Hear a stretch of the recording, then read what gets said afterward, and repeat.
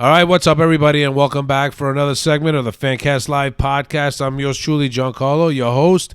With me today is Jamie Hollywood Barrett. Joining me on the show, we're going to be previewing the New York Giants 2023 season. I am so fucking stoked for this one, dude. After the season that we had last year, finishing 9-7-1, playoff victory, Brian Dable, Joe Shane, Daniel Jones, Saquon Barkley. I'm really, really excited. A lot of the changes, I think, 25, 30% of the roster changed in the offseason. We had some subtractions with some great additions. We're going to talk about all that on this show.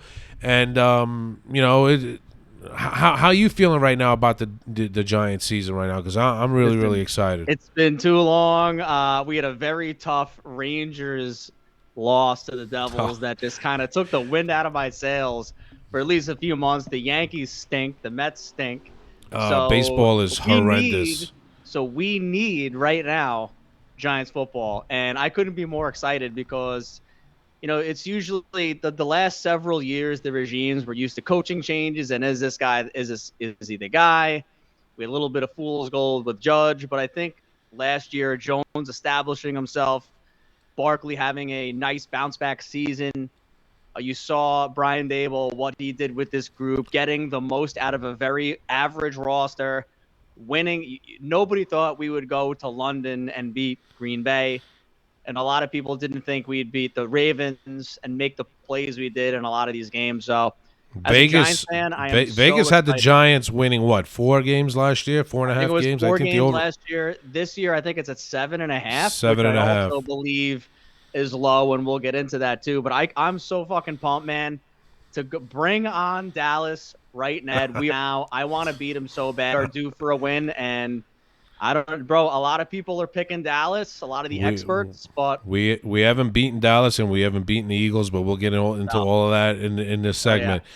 Let's start with Brian Dable. Brian Dable, obviously the NFL Coach of the Year last year, leading the Giants to a 9-7-1 record. Could have been 10-7 had we beaten the Redskins in that game that we tied. But there are two coaches that I'm going to bring up right now that have won Coach of the Year in their first seasons, and those are what's his face from the Rams, Sean McVay. Okay, in 2017, and Matt Nagy of the Bears back in, was it 2018? All right. Sean McVay, after winning the Coach of the Year, has gone to win the Super Bowl. He's actually been in 2. He won 1, lost 1. And he continues to be the head coach of the Los Angeles Rams. The Matt Nagy, instead, after winning his head coach of the year, has since been fired. He had that one good year, then he regressed in the following season, then was fired, and I think he's now working with the Kansas City Chiefs, maybe as a defensive coach or some shit like that. I'm not really quite sure. What do you think about Brian Dable after winning Coach of the Year? Are we going to see a Sean McVay, going forward, or are we going to see Matt Nagy? So Sean McVay is a totally different cat. Very animated, gets up in players' faces. He's a younger guy, so he's like one of the players almost. He's very intricately involved in the offense and the calling the plays. Dable is more of like a steady leader. He's very soft spoken. When we win games, he's the same. When we lose games, he's the same. So he has that like even keel consistency that I like. So I don't think that's gonna change. Now, Brian Dable, I think is a top 5, 6 coach in the NFL right now. There's a lot of bad coaches in the NFL. There are great coaches too. Like Mike Tomlin's great. Kyle Shanahan's great. Andy Reid's great. There's great coaches, but there's also a lot of not great ones. But Dable really stuck out. I think with the roster we had last year, defensively staying in these very gritty, tight games, that shows a lot about coaching. I like when he calls timeouts. I like the guys that he put in the lineup.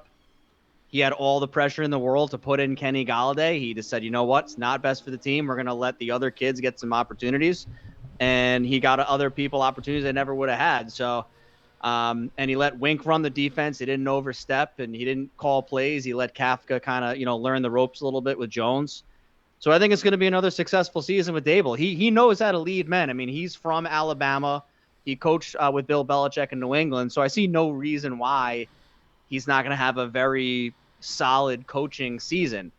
The challenge is going to be, and we'll get to this, I'm sure, is the strength of schedule. And it's going to be a little bit harder than last year. I know you have it queued up, but I think Dable's going to do a great job again. I say no reason. And we have both coordinators back, which is so important for Jones because it speeds up the process of getting ready for the season. We're not having to learn a new playbook. He already knows it. So he can bring the other receivers up to speed a lot faster. Right. Yeah, no doubt. I think Dable is the franchise head coach that we've been looking for a very long time.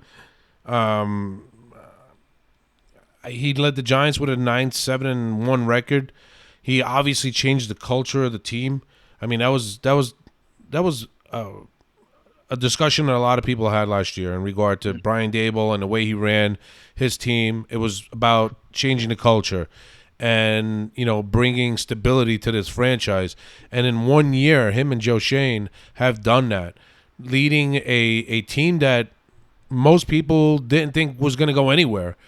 Like we already mentioned, Vegas had them winning 4.5 games last year. They end up winning 9. They overachieved. Yeah, maybe they did. They go into this season, they're probably a year ahead of schedule. Maybe not. Strength of schedule is probably going to be a problem this year. We'll talk about that. But I think Dable is the guy that the Giants really needed to lead this franchise forward. Joe Shane, general manager, has done a tremendous job with the little resources that he had last year. Yeah. Sorry. He put together a roster. And you already mentioned Kenny Galladay. The guy was hurt, wasn't hurt, didn't really practice hard, and Dable sat him down. He didn't care how much money Kenny Galladay was making. It was all about the hard work that players were putting out on the field, regardless of how much money they were making. And those are the players that were on the field playing most of the time. And that's what Brian Dable brings, and that's great stuff. So, so the Giants win 9 games. Maybe it was due to the soft schedule. Maybe it wasn't a soft schedule. A lot of us didn't see it as games in the NFL, man. I mean, Ravens are a playoff team. Giants beat them. Green Bay, they had a sloppy start. I don't think Aaron Rodgers wanted to be there, but the Green Bay is a good roster. Beat them. They won 6 games by 7 points or less. They were 1-4 against their own division, but yet they still made the playoffs. Let's not forget that even though they went 1-4 in their own division, they still made the playoffs. So when Brian Dable and Joe Shane were doing a press conference, I think a few days ago, they spoke about that because one of the reporters asked, what they thought of the Giants heading into 2023, and if every game is important, or maybe actually the question was, is every divisional game important for you? And Joe Shane said every game is important.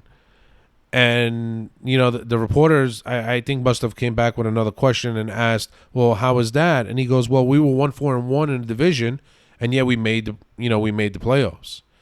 Yeah. So I agree with Joe Shane. Every game is important, but they do have to do better within their division. 1-4 is unacceptable. They were 0-3 against the Eagles last year, 0-2 against the Cowboys, 1-1 against 1-0-1 against the Redskins. So they won 6 games, by 7 points or less.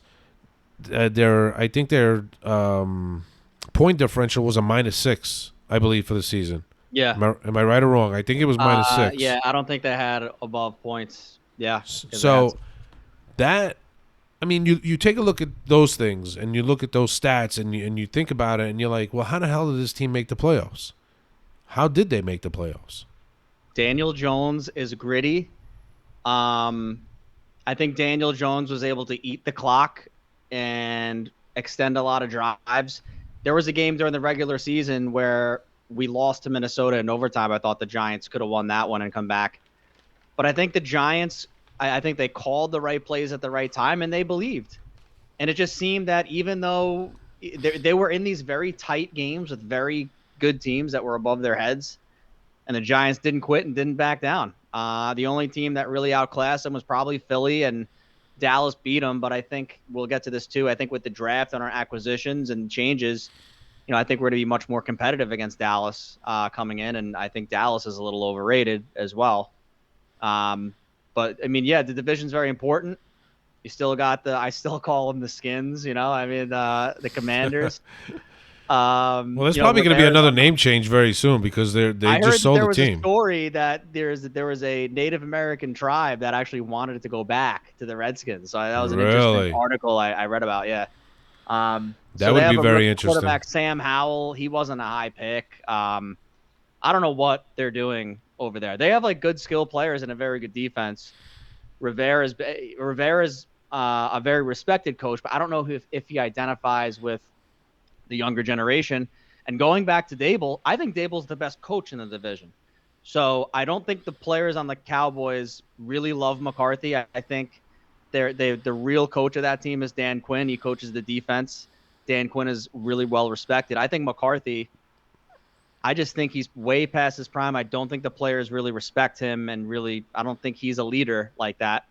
And then Sirianni, I think I kind of think he's a joke, honestly. I think that team is so talented, and I know that they almost won the Super Bowl, but I just don't think he's a good coach. I really don't think he hasn't like.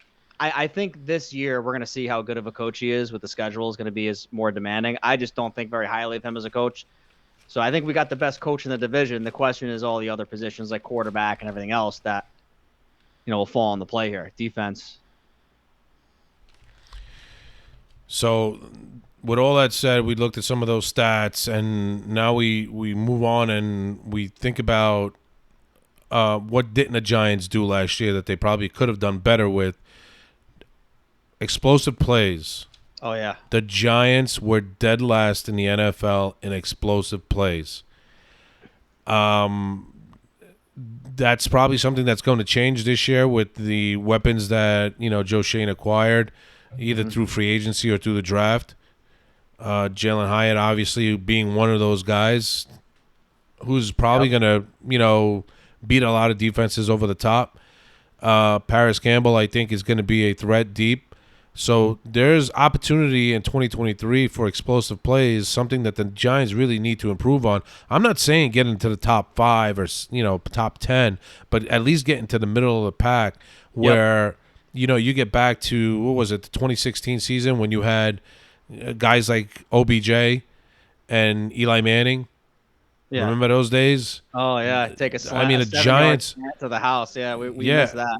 the Giants, I think, were in the top 5, 6, maybe even 7 that Yeah. year in explosive plays. That's something obviously that's got to change, and I think Joe Shane made some really important moves to try to improve the offense, to try to improve the team, the speed of the offense, and so on and so forth, to try to get respectable as far as explosive plays are concerned. What do you think about that? Totally agree. I saw a lot of Jalen Hyatt at Tennessee as a Georgia Bulldog fan, and he was explosive in every single game against Bulldogs. He had 5 touchdowns against Alabama. That was kind of like his signature moment. He is a speedster. I guess people criticize his route running, but to me, I mean, he can get open, and he's going to be one. This was a very, very strong wide receiver draft in general. So he may have been overshadowed by other guys, but he's a guy that can come in, and I think eventually could compete for a number 1 spot. Paris Campbell is a great character guy. He played on Indy. Indy was in a lot of disarray with changing quarterbacks every year, coaching issues, can't get out of their own way. I think he's going to do very, very well here. He was a first-round pick as well, so he's got a lot of upside. Wan'Dale Robinson is back. He was on the PUP list. He's back. So I thought it was going to be week 4. He may actually be ready to go Sunday night. Wan'Dale Robinson, don't know how many snaps he's going to get. He had 9 catches for over 100 yards when he tore his ACL last year. He was an elite separator in the SEC, and he was on his way to having a very good rookie season. So you have a lot of twitchy, fast receivers that can get open and separate in space. We don't have that number one, like 6'4" wide receiver, but we have Darren Waller who's going to serve that purpose. I think they're going to, I would not be surprised if they don't put Waller out wide on on the end zone for a fade. Waller is a freak athlete. He's such an explosive playmaker. 6'4", 255 pounds. I think he might be like 6'6". He's a beast. He's so fast. And then you still got Bellinger, who had a lot of snaps last year. And when you have a backup tight end that's got that many snaps, he's going to be very, very capable, especially around the goal line. Everyone's paying attention to Waller. He sneaks out. Bellinger can block. So he's back on the squad as well. Great acquisitions for on the offense. But we didn't overshoot the boat. We didn't get DeAndre Hopkins. We didn't go get Odell Beckham again. We didn't, I think Joe Shane is like seeing the bigger picture with the roster. He's thinking a few years ahead. He's not just bringing in guys to bring him in. Like Golladay was just a guy. He was the only guy available. We threw him all the money. Well, that doesn't work. You got to bring in guys that, may have something to prove, get the most out of them. And then when the time is right, you could always get that extra guy. But more explosive plays, I would certainly anticipate. And, I think another question, too, is the offensive line. I think, what did we draft? That center, right? Or that guard? Yep. So that should also help get some more time to throw the football. So Daniel Jones took a huge step forward. At least most of us believe that he did. He had a career year. I believe he had a career year. 700-plus yards rushing. Yep. What do you have, 7 touchdowns? Vanilla rushing? Vic. That's what they call him. Vanilla Vic. He was doing it. I mean, he threw for 12 touchdowns. Maybe you want to see that number increase a little bit here in 2023. Sure. But he proved under this system, under Brian Daboll, under Mike Kafka, and this being year number 2 under the same head coach and same offensive coordinator, I could only see Daniel Jones improving even further than he did in 2022. Then you get Saquon Barkley back, because obviously Daniel Jones came to terms with on a long-term deal. What was it, 4 years, $160 million? Mm-hmm. Great deal. That left the Giants to be able to use that franchise tag on Saquon Barkley. Barkley and the Giants couldn't come to terms. They stick him with the franchise tag. They finally came to they finalized on a 1-year deal, loaded with incentives. But those incentives probably have to get him to the playoffs in order to get those bonuses. It doesn't matter. At this point, Daniel Jones is signed, sealed, and delivered. Saquon Barkley, who we thought was going to probably hold out this season, at least most of the time, is going to play. He took that 1 year. Not in his nature to hold out. He that's just not who he is. Yeah, I truly believe that to be the case. I totally agree with you. I really didn't think that if the Giants would come forward with a decent 1-year deal after the deadline to get him signed to a long-term deal came and went, that they would want to keep him happy at least for that 1 year and keep him here and have him playing week after week after week, instead of the possibility of him being on a franchise tag and possibly sitting out week 1 and maybe sitting out week 3, or maybe even sitting out, just not to burn himself out, because obviously, the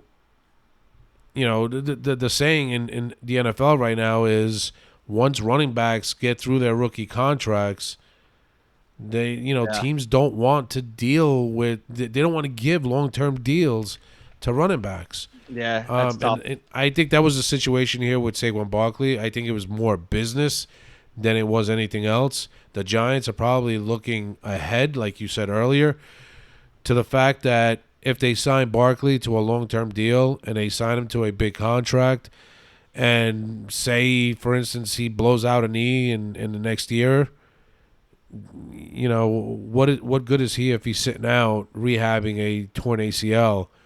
Yeah.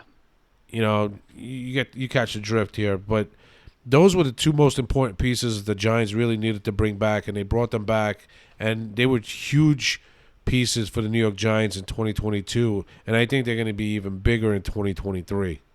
Yeah, absolutely. They're the identity of this team. They've been here the longest. They're the leaders on offense. They enter the room, everybody listens and follows. I think Jones has the respect of the players. I mean, he plays his ass off. I mean, it's not always the sexiest. I mean, he's going to slip and fall. He's going to look doofy every once in a while, but he competes. He's going to battle for that extra yard. He's going to get up when he gets hit. He's not going to come out. He's a warrior. I mean, the guy. I mean, he will do anything to win, and I think that's the mentality of this team is their willingness to put their egos aside and to just collectively try to do whatever it takes to win. And Jones, very humble guy, very smart kid, and he's going to really excel here. Got some defensive additions too, as well. Yeah, we'll get to those in a minute.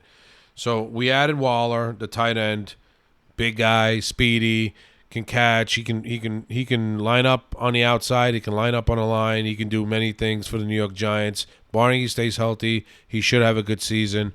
You added Paris Campbell, a speedy guy on a 1-year deal, affordable 1-year deal. Then you brought in you brought back Isaiah Hodgins, Darius Slayton, Wan'Dale Robinson, and oh, good lord, The draft pick, Jalen no, Hyatt, or no, Sterling Sterling Shepard coming back Yeah, from a lot of season-ending injuries. ACL injuries, so Yeah, they're going to be back. So this wide receiver group is looking pretty good.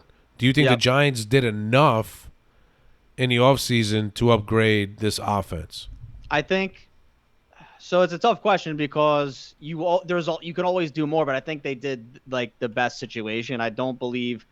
I think if they went after DeAndre Hopkins or one of these big name players with a lot of money, you're getting these other receivers that earn time, that put in the work last year, that had big. Listen, Hodgins had big games for us last year, monster games where he was one of the biggest reasons why we were moving the ball. So, Slayton had his moments. So I think Shane and Dable are having a culture of, hey, if you're putting in the work and doing everything that they're asking to do, they're going to get some playing time. I think Paris Campbell's a good example of that. I think they like his work ethic. He's looked really good in camp. They bring in Jalen Hyatt. They're bringing in a lot of good character pieces. But I think they wanted to avoid the marquee big name receiver. Waller, even he is that big name guy, I think, but he's at an exclusive position as tight end. So I think the wide receiver room is very competitive, and let the cream rise to the crop, rise to the top. I mean, I think Wandale's going to have a very good year again. I expect a good contribution from Campbell. Hodgins, when his name is called, he's going to make a play. But keeping these guys fresh and just like see who does the best. I mean, I don't really mind it. I still think we don't have that true number one Devontae Adams type of guy. I mean, there's not that many of those guys around as it is, but we don't have that true number one yet. Maybe one of these guys steps up and does it. Maybe we get something at the deadline. Who knows? But I think we're going to have enough speed and separation. We're still going to be a running team with Jones and Barkley. So, I think for now, I think we have done enough for our cap situation and all the other positions we needed to have.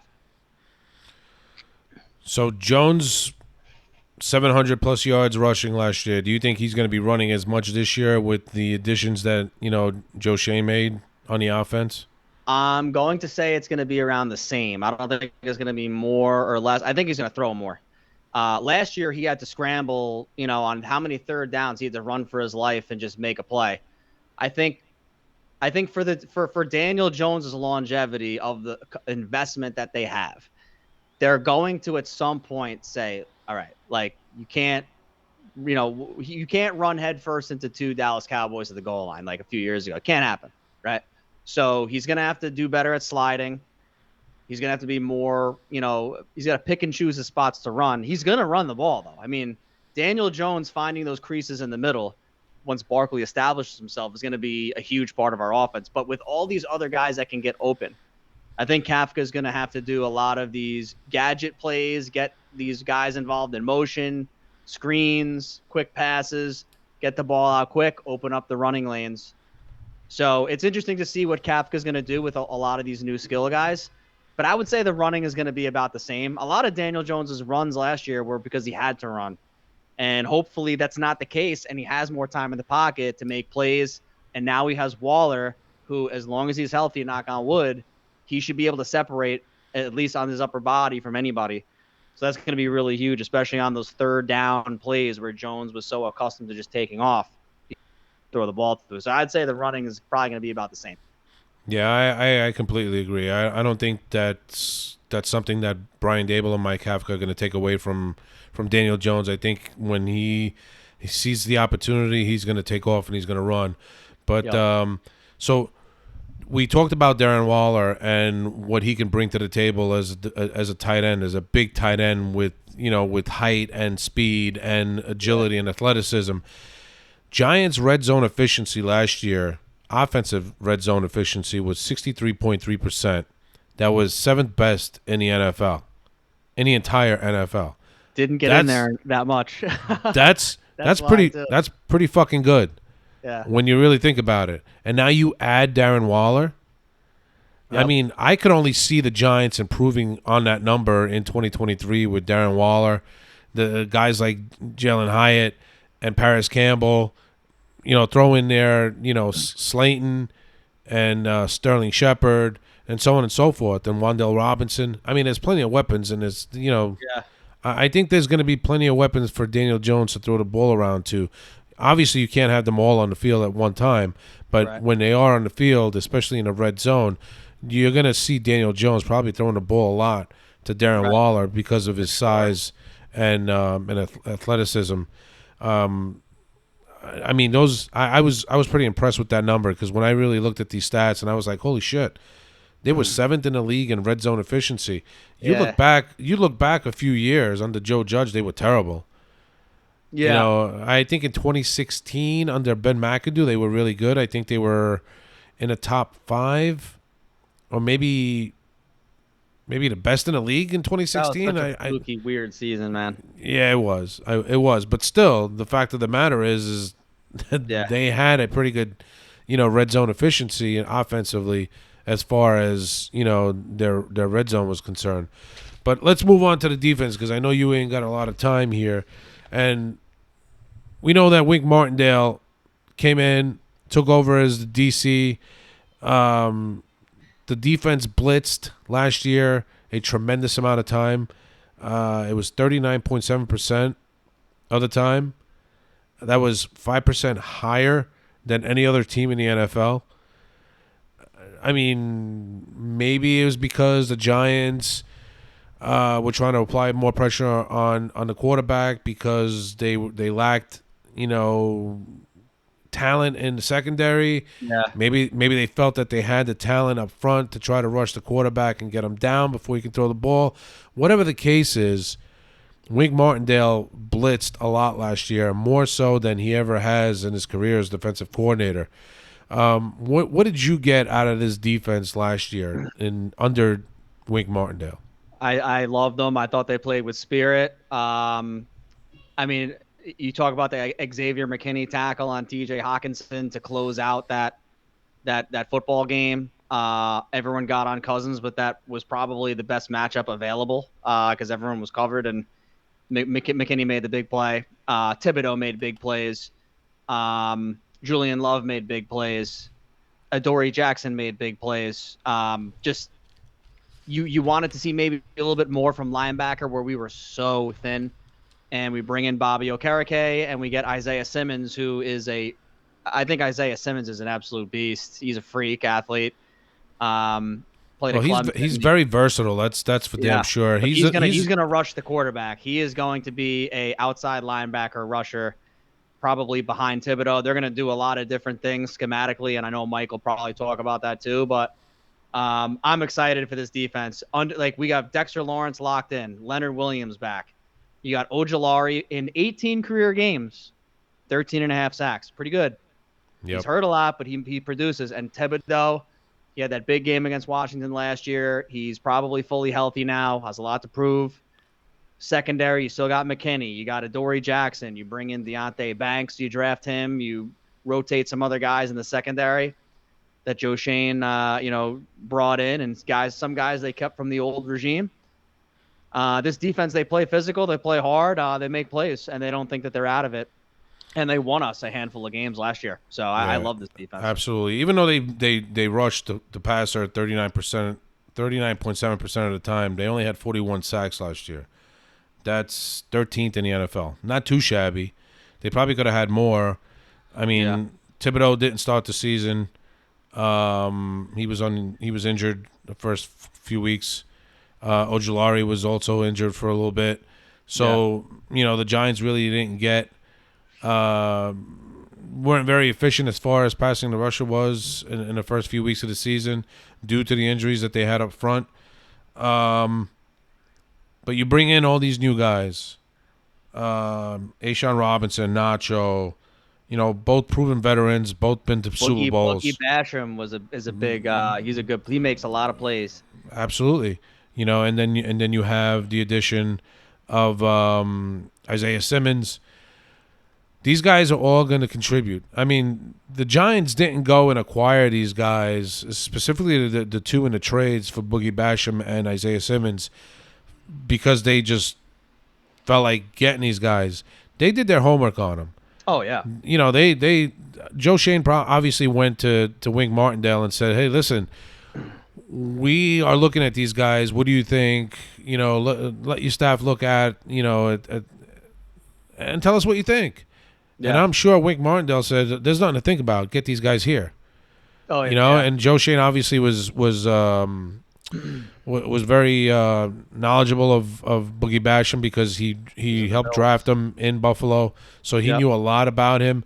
And bringing him here was a no-brainer for him. Obviously, the trades made sense. The value that they ended up giving up to get these players here was well worth it. So I think they improved the defense significantly. A lot more speed and athleticism on defense and playmaking ability. I think Isaiah Simmons, when I saw him play at Clemson, he was one of the best defenders in the country, 8th overall pick. Just never really found his way. Arizona's a defunct. They're just not coached up properly on defense. I think Kingsbury and Murray, I think, he's out now. I mean, and their new coach is terrible too. So that's a dysfunctional franchise. We'll see what the Giants do with them. I'm looking forward to. I want to see him crack some skulls against Dallas, dude. I can't wait to just get this season going, dude. It's just I just hope I'm that driving home from Cleveland. My son's got hockey games at 8 a.m. on Sunday. We are booking it as fast as we can home. Getting my ass, get my couple of seltzers, glass of wine maybe, and we're gonna get this thing going on Sunday night. well, obviously we're rooting for Thibodeau and Ojulari to break out this season, stay healthy, break out, be pains in the asses up front, and rush the quarterback, take him down, break a leg, do something. But I think these guys are going to have tremendous seasons as long as they stay on the field. The secondary, I mean, some big surprises in the secondary this year. They go and draft, Deontay Banks. And then they have a 6th rounder in Hawkins? Is he a 6th rounder? Trey Hawkins, yeah. Trey Hawkins, 6th rounder. He's going to be opposite Deontay Banks in this defense, and they're going to put Adoree Jackson in the slot. I think they're doing it specifically in this game to cover CeeDee Lamb, and I think that's a great idea because obviously you want, a cornerback who's been in the league for a very long time, who knows what he's doing, to cover a guy like CeeDee Lamb. I think this is going to be an interesting season with 2 rookies on the outside, Adoree Jackson in the slot. You got a bunch of new linebackers, Okereke and Boogie Basham and Isaiah Simmons. So and then of course you got everybody coming back on the defensive line. The one thing these guys didn't do last year and they need to improve on this year is against the run. They were horrendous against the run last year. How do you think these guys are going to help? Well, I think the running is really going to be. I think Leonard Williams is going to be more comfortable in that role because he does have extra help of rushing the passer. They're not going to ask him to do more of that. He's more of a run stopper. and so is Nacho. So I think those guys will probably be more comfortable in their roles and probably be better at run stopping. Dexter can do it all.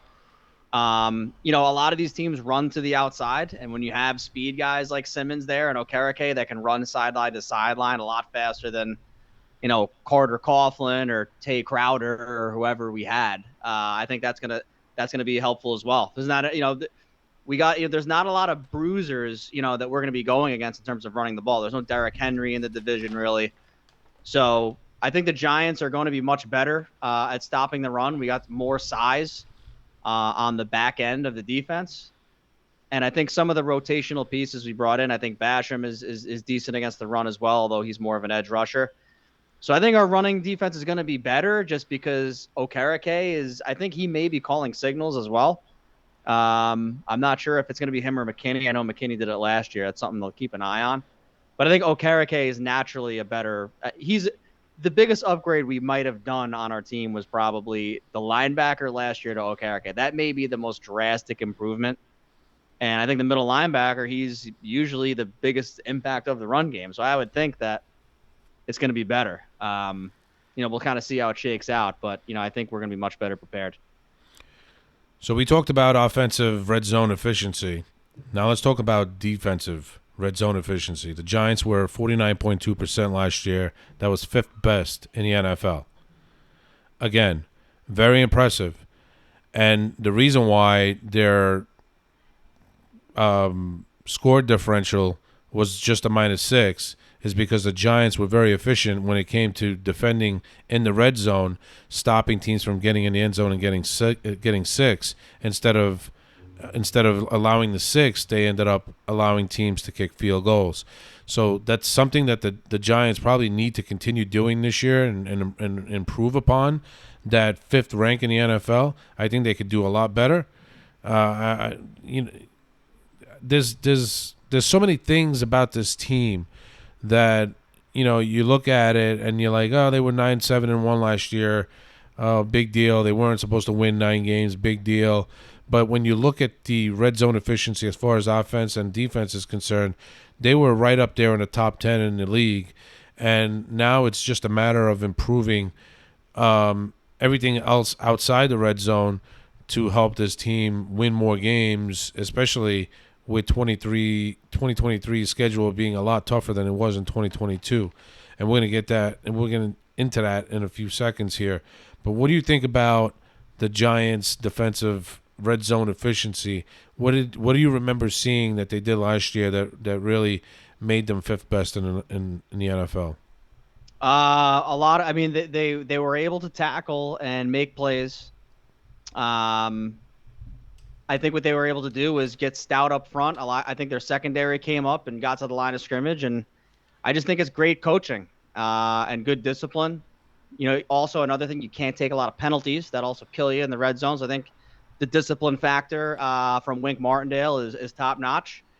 And I think the Giants did. I think that was a combination of things. I think it's the discipline, they're able to close the gaps, and I just think the Giants. You could call it luck at some point, but that's a pretty high rating. I mean, that is tough to duplicate. But I do think the lack of penalties down there is something that we haven't seen in previous regimes. That probably helped us the most.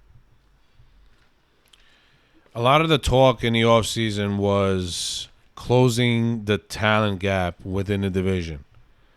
And I know you've heard and you've read articles on the talent gap between the Giants and everybody else in the division. Obviously, the Eagles have won the division quite a few times in the last few seasons. They've beaten the Giants year in and year out. I don't even know what their record is in the last 5-6 years. I don't think the Giants have won a game against the Eagles, and losing 3 to them last year was brutal. And then losing to the Cowboys year in and year out. Obviously, the only team we've been able to beat are the Commanders or the Skins, if you may. Skins, good old Skins. But we talk about how the Giants made the playoffs last year, regardless of their division record.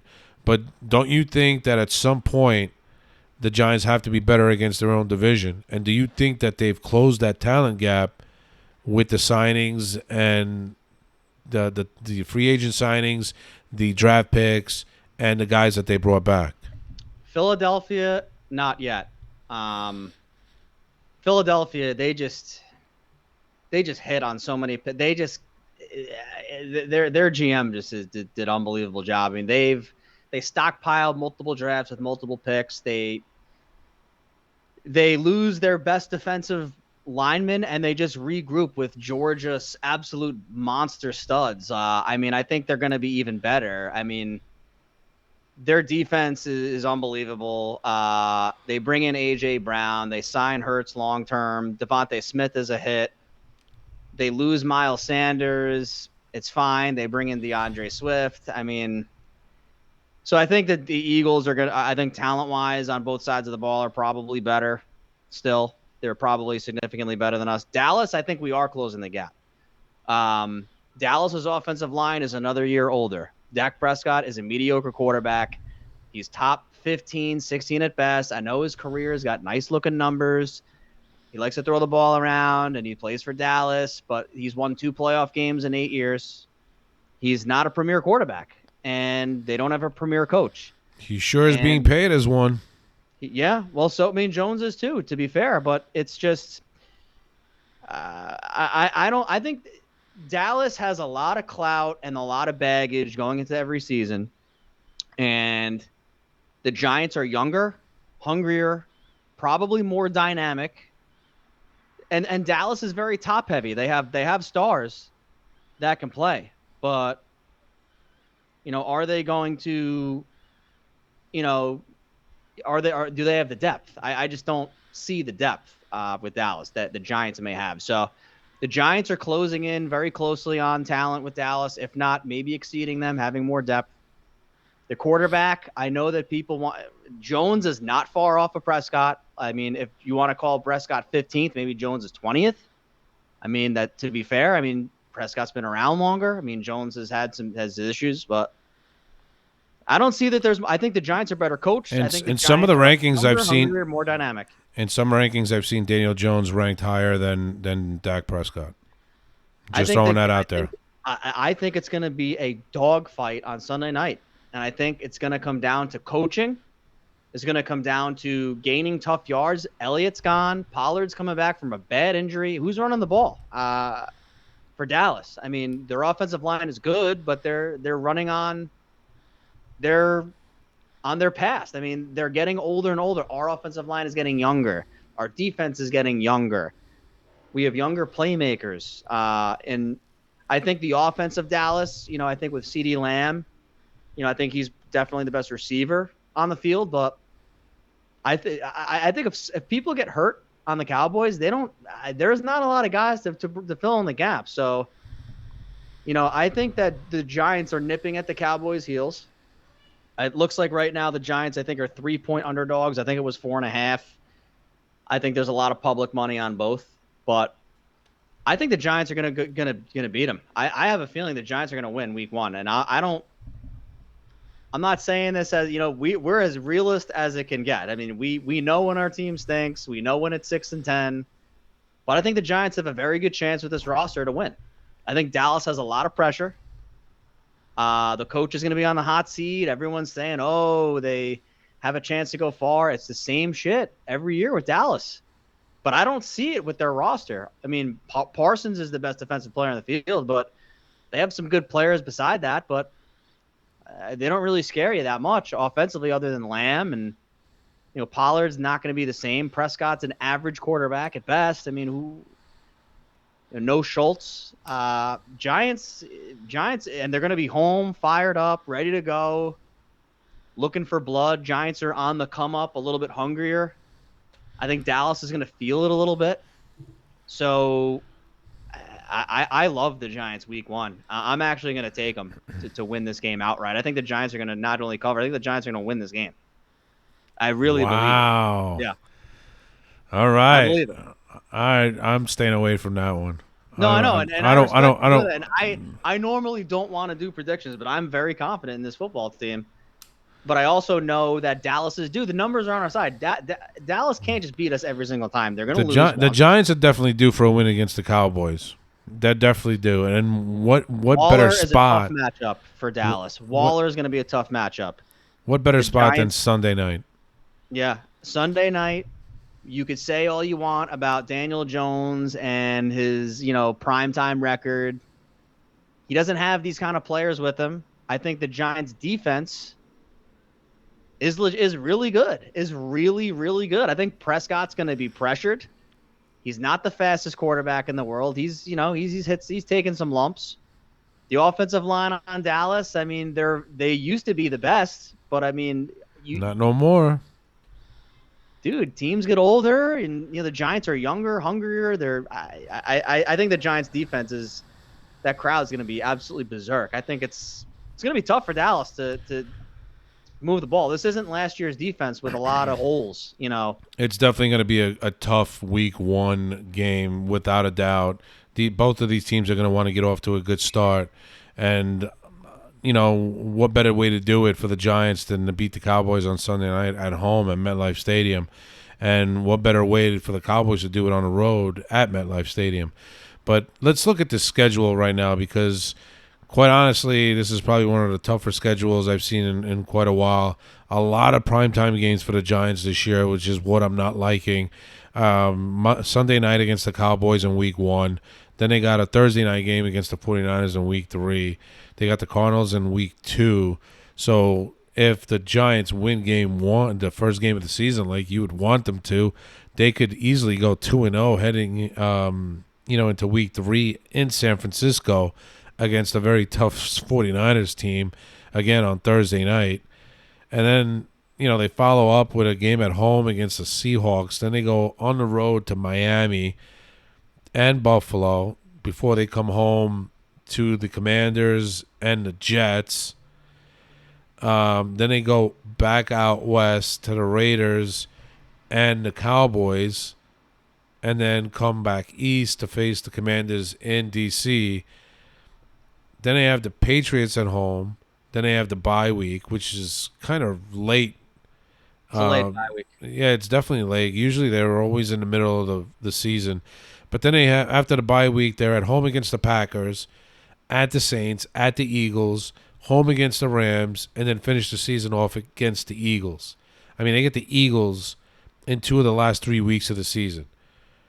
I mean, if you're looking to make the playoffs or trying to fight for a wild card spot, Yeah. I mean, it doesn't get any worse than that to face Or, the Eagles. you never know. The Eagles may have everything sealed up, and the last game may not mean anything. So that's another. True. That's Could be. another thing you got to. So I'm looking at the schedule here, Giancarlo. I think the Giants are going to win Sunday. We're going to beat the Cardinals. Stink. Their Giants are going to be riding high, I think, from the win. And even if the Giants lose, they're winning that game. So they're at worst 1-1 there. I think the Giants win the first week. 49ers, I'm going to make that a loss. It's to go out west. It's a tough. It's always tough. It's always tough. The Seahawks game, that's a close game. It's a primetime game again.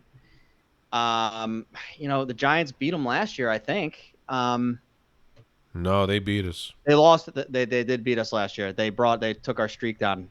That was my mistake. Seahawks is a toss-up game. But the Giants are home, and it's the West Coast team is traveling, but it's not earlier in the day, so that's going to be like an even game. Seahawks have some dynamic weapons. I think the Giants can get after Geno Smith, so that's a tough one to call. You got to like Miami. We'll see how Tua is. Got to like the Bills, Commanders. I like the Giants at home there, so you're looking at around 500-ish. Yeah, Giants, Jets. That's going to be a tough one too. That's a tough game.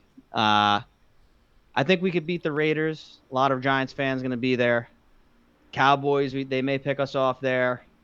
I think we'll beat the Commanders. I think we're definitely going to beat the Patriots at home. I think we're going to beat the Packers too because they have Jordan Love, rookie quarterback. It's a tough ask. Saints aren't any good, so we can get a little bit hot toward the end. Rams stink. We'll split the Eagles. I mean, I think the Giants are 9-8 or 10-7. I think that's being fair, but I think the Giants will get a little hot toward the end. There's some winnable games. I don't love the Packers, don't love the Patriots or the Saints or the Rams. So those are games that you got to win.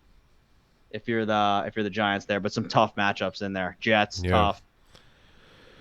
Yeah, no doubt. I mean, the Packers are on Monday night. Um, the Eagles are on Monday night. God, I mean, so many primetime games this year. I'm like, I'm gonna miss half the fucking season because I get up early Monday morning, Tuesday morning. Heading to work.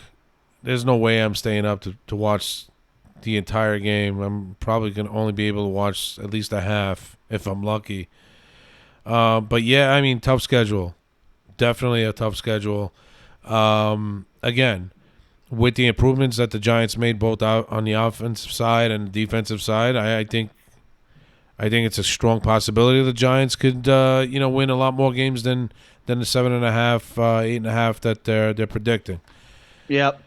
There's gonna be some toss. I mean, Dolphins game is intriguing. You gotta if Tua is healthy, that's a dangerous team, but a lot of Giants fans are gonna be in the building. Seahawks coming over, from the West Coast. That's gonna be a close game.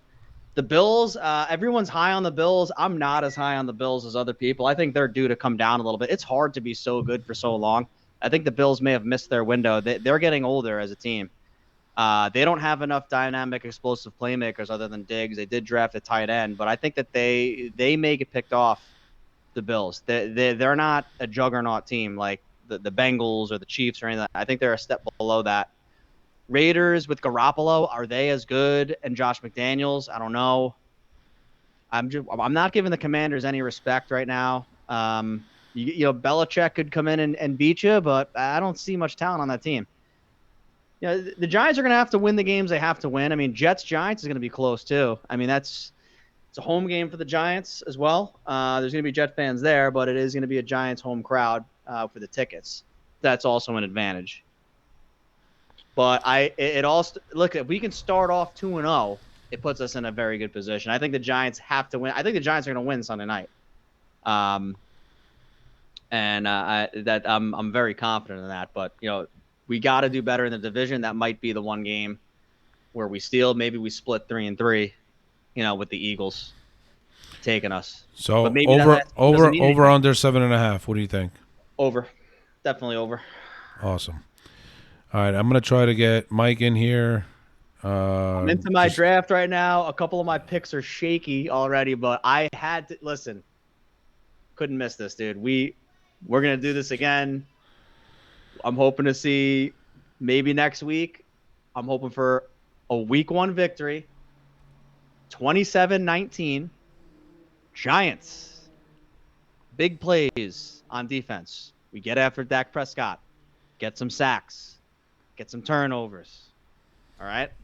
It's time. It's our time now. Dallas has had their time. And they're going to go crying on the plane home back to Jerry World. I think the Giants are winning 27-19. That's my pick. Well, as long as the Giants bring the explosive plays, I think the Giants have a really good chance of winning that game. Jamie, it was a pleasure. Thanks for coming on. I appreciate it. Till the next time, brother. Be good. Enjoy your draft. Take it easy. All right.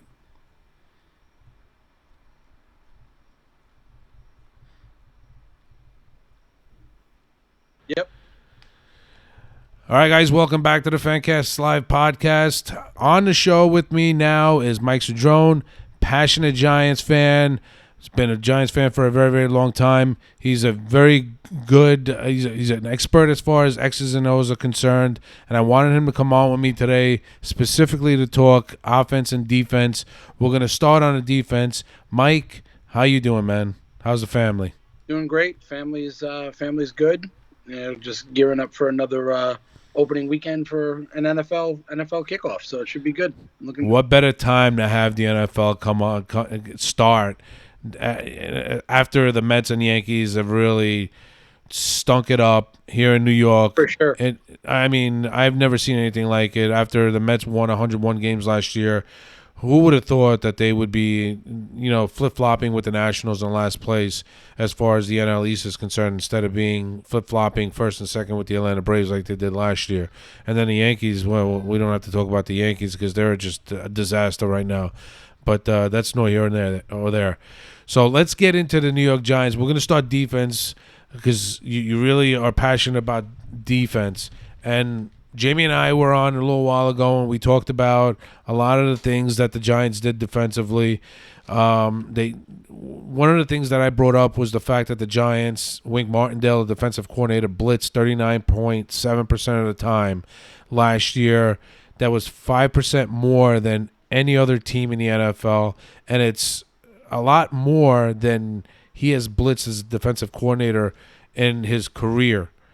Can you explain why it was that the Giants blitzed so much? Out of those 39.7% of times that they blitzed, they only got 41 sacks. You want to talk on that?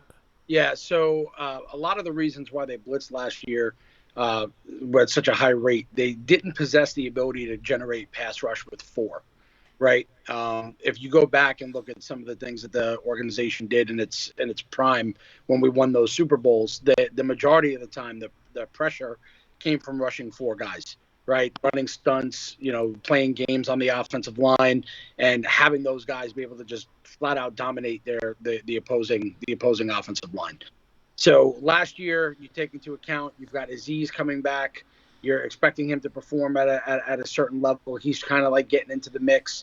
Thibodeau's doing his thing, and he's just trying to get his feet wet. He's a rookie. He's trying to get his feet wet. You're trying to see what you could do with him.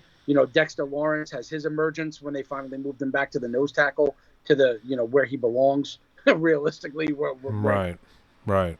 You see Lawrence start to shine, and you start to see a little bit more pressure generate. Right as the season progressed, Dexter Lawrence started to command a little more double teams on the interior. It allowed Thibodeau to start generating some more pressure as he started to get his feet wet later in the season. So I think that you saw such a high blitz rate just due to the fact that they didn't have the defensive line up front that was good enough yet, and they didn't have the depth. Quite frankly, they didn't have the depth that could generate a pass rush without blitzing at such a high rate. And a lot of the time, they played a lot of two cover shell at the top. So even though they were blitzing, a lot of the blitzes were zone blitzes because they were designed to protect the corners.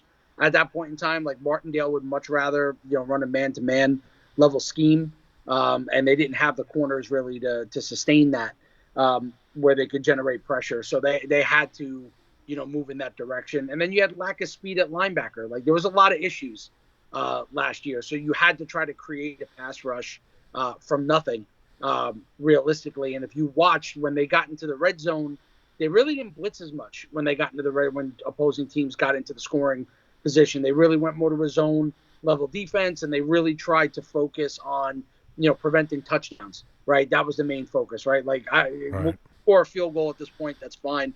But we need to limit the touchdown. So you saw a lot more zone from Martindale actually than you have his entire career last year with the Giants defensive unit. They did not run as much man-to-man as he historically likes to run, that he was running in Baltimore. How much of that was due to the lack of talent at the corner position and the linebacker position? Huge. The lack of talent at the corner position, from having the comfortability to know that, I could rush four guys and these corners could hold up, right? And you could start doing things a little bit differently. I'm really excited about the Isaiah Simmons move this year. I'm really, really thrilled about that move. That guy looks like he's constantly getting shot out of a cannon. He's not relied upon to, be an every down pass rusher. I mean, quite frankly, it's possible we may have finally found a solution to covering tight ends. Yeah, and I think he's got some versatility too, because he plays some safety as well, right? Yeah, played some safety, plays that joker position. Did not want to play linebacker in Arizona anymore. He has no problem playing it here. His utilization is going to be very heavy on third downs. You're going to see him used as a blitzer. The other aspect for him that I'm really excited about when he's on the field, it allows the Giants to avoid having to play the three safety look, because he's listed right now on the depth chart as a hybrid linebacker / safety. So, you're not taking somebody like McKinney, away from what he would do well, where you could use him in other ways. Simmons is either going to rush the pass or he's going to be covering tight ends, right? And he's fast enough to help cover running backs out of the backfield. So him being, a part of this defense and not looked at like he was initially in Arizona, like he was going to come in there and be this dominant force on a unit, which he's not going to be, but he could be a really good role player on this defense going into this season, and really help turn the defensive unit into a special unit. Honestly, he really has that ability to do that when he's being a part of everything else. Yeah, there's no doubt about that, man. I completely agree with you, bro. But the Giants in 2022 allowed 144.2 rushing yards per game. They ranked 27th in the NFL. That's obviously something else that the Giants need to work on, and with the new additions that they made with Isaiah Simmons and Okereke and Boogie Basham, you throw his name in there. Obviously, this linebacker unit has improved from last year, and I think they're going to do a lot better against the run. Something that they weren't very successful in doing last year. How do you see the Giants defending the run this year with the new additions? So I would suspect that the run defense is going to be significantly improved, right? You got when Leonard Williams or Lawrence came off the field, they got gashed last year, right? They didn't possess the ability to hold point in the middle. I think by bringing on A'Shawn Robinson, you also added, the kid Riley from Oregon has looked very good. Right. He's looked very good and he's going to be a rotational piece. So it gives you the ability to now give these guys a break at some point where they're not getting gassed out. I think getting Okereke in there, he's very good at dissecting the run. He makes quick decisions. He gets up there. So having that and adding those other defensive line pieces to it, Basham's going to be another guy that he's going to be a role player, right? But that role last year was O'Shane Ximines. O'Shane Ximines is now on the practice squad, right? So if that doesn't tell you the distance and talent, right, that in terms of what's been added to this team, that a guy that 3 years ago was a starter, and now 3 years later he's on the practice squad. You're doing the right things that are necessary to continue to assemble quality depth on this roster. So I think the defensive line is going to be the backbone of this defense this season. I think they're going to be a little bit more stout against the run. I think having Simmons there to take care of the tight end and the seam is going to be huge, because as long as you've been watching Giants football, Giants can't cover tight ends. It's been 15 years. They just can't do it. Yeah. They haven't had the right guy there, whatever it may be. They just don't do a good job at it. So I'm expecting that with Simmons here, with his speed and athleticism to stick with a tight end, and size, quite frankly, gives him the ability to handle that. I think you'll start seeing the line will perform significantly improved. I expect the run defense to be much better this season than it was last year. Yeah, very good, man.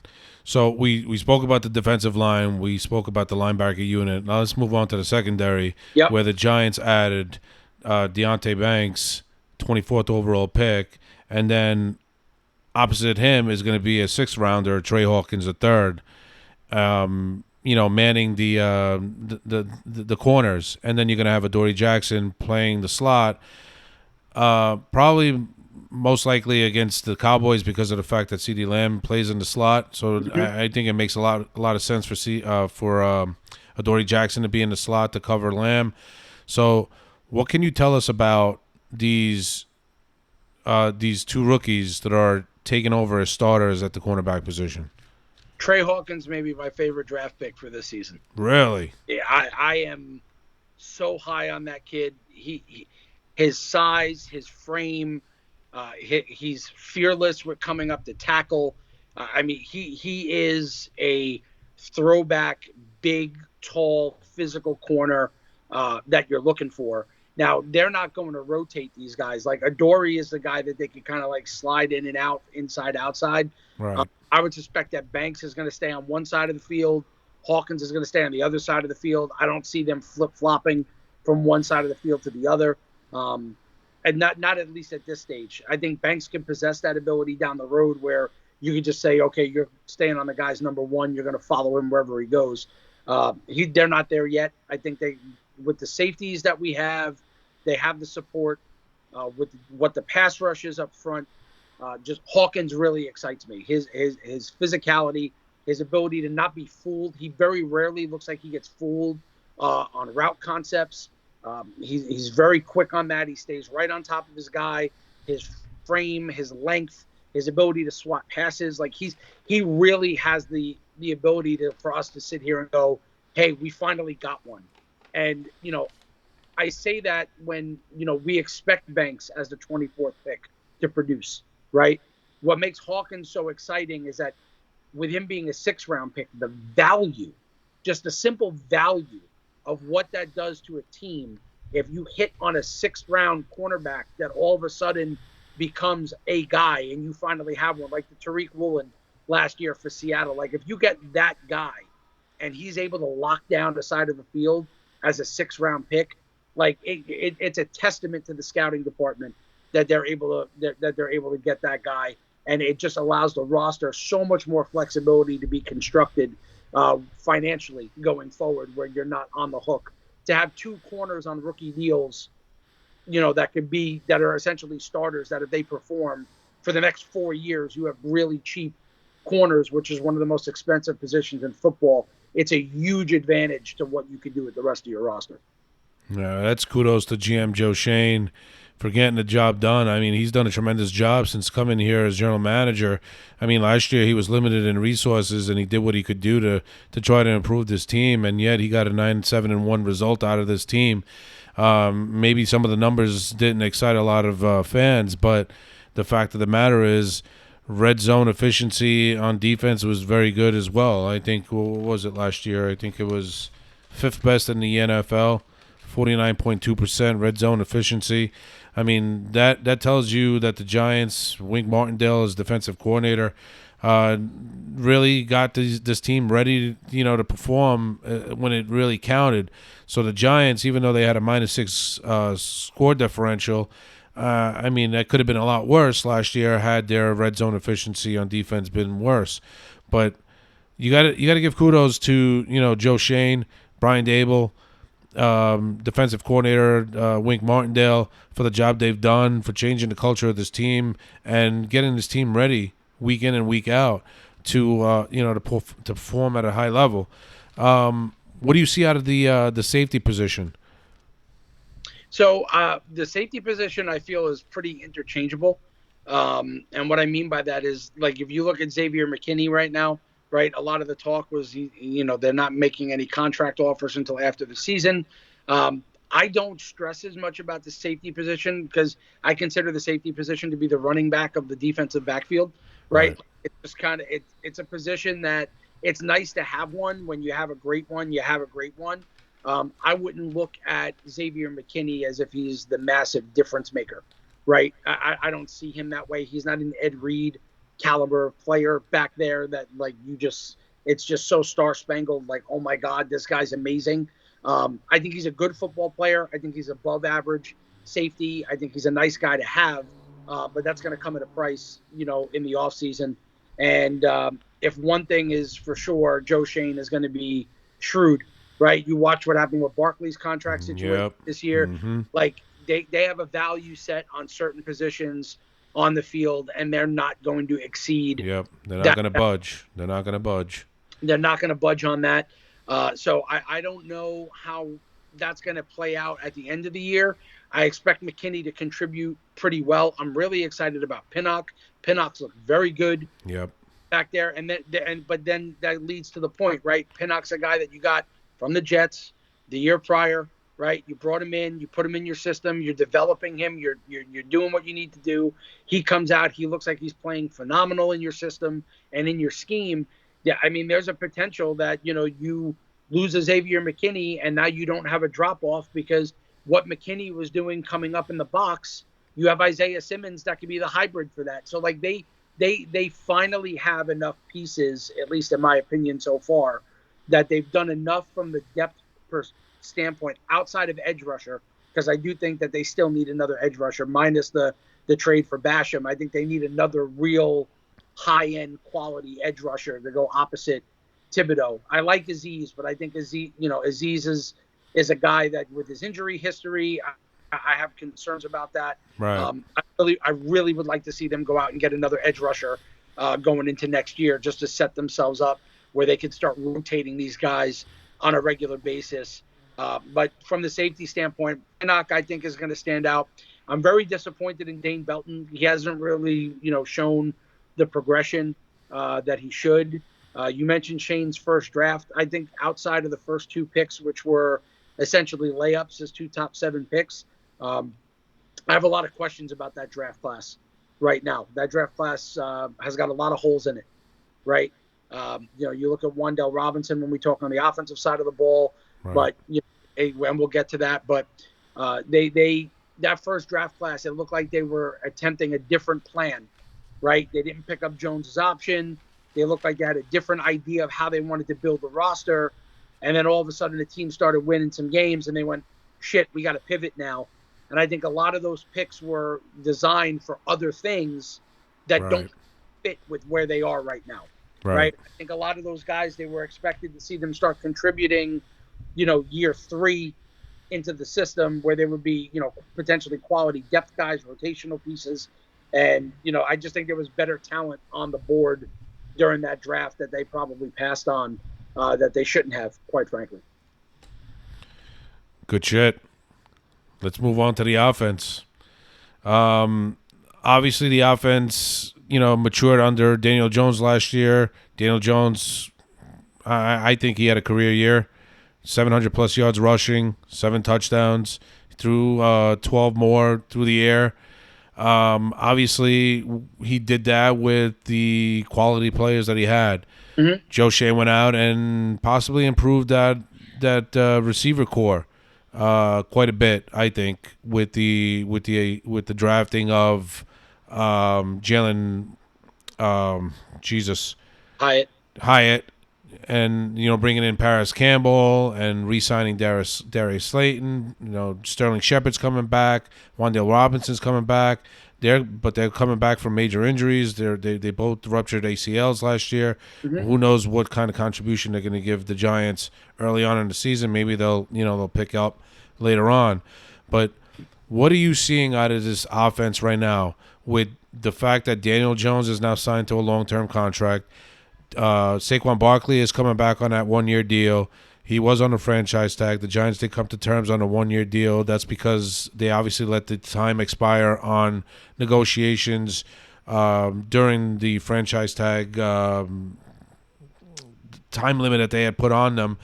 And, but he's, I guess, happy on that 1-year deal because he is going to play. Many thought that he was going to hold out. Maybe he was going to sit out week 1, maybe even week 2, maybe sit out a couple more times during the course of the year just to keep himself healthy because obviously he's working on a 1-year deal. But the fact is that Daniel Jones is back. The Giants finally realize he's the franchise quarterback. Maybe he is, maybe he isn't. A lot of people still don't think he is and then there are other Giants fans who think he is. I think he's progressed. I think he probably doesn't deserve the $160 million that he got. But the market value is what it is. We can't argue that. So Daniel Jones is getting whatever money he's getting. We reworked his deal just to free up $6 million, so they could free up $6 million on the cap for the Giants. And he hasn't even played a game yet, so that goes to show you he's quite happy with what he's got. But Saquon Barkley, obviously, like I said, he's coming back on a 1-year deal. Those two guys, they were the two-headed monster for the Giants last year. They led this Giants offense. With the additions that the Giants made this year, either through the draft or through free agency, and the guys they're bringing back, what do you see out of this offense led by Daniel Jones going forward? So I think fans are going to have very high expectations for this offense, right? And they should have high expectations. When your quarterback gets paid, the expectation is that you're going to take the next leap. Right? Hey, listen, by all accounts, I don't think Daniel Jones would have been given the level of patience that he was given by another organization had he been somewhere else. I don't see it happening. Right? I don't see how that plays out in his favor. Being with the Giants, they're giving him every opportunity to succeed. Dable's here. He's the right play caller with Kafka. They're the right offensive design. They're running their own variation of a system. They're not running Kansas City's offense. They're not running Buffalo's offense. They're designing an offense that fits around the players' skill sets that they have, right? Right. And that's what coaches are supposed to do, right? You're not supposed to say, okay, you adhere to me. No, I'm going to work with you, and we're going to build something off of that. So, as far as Jones is concerned, I am not sold on Daniel Jones personally. That's just me. I don't think he's a terrible quarterback, but I also don't think he's a great quarterback, right? I know a lot of people are expecting him to make this leap now that he has all these weapons. In addition, we're bringing in Hyatt and Campbell and Barkley back and making the trade for Waller, which if Waller's healthy, we've seen what he's done, out in Vegas, while healthy.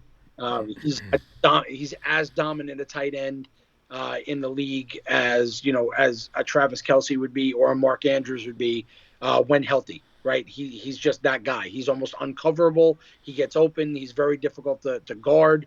He's the right piece. Right, he's the right piece to help unlock an offensive system. Right, so they go out and they do all of that.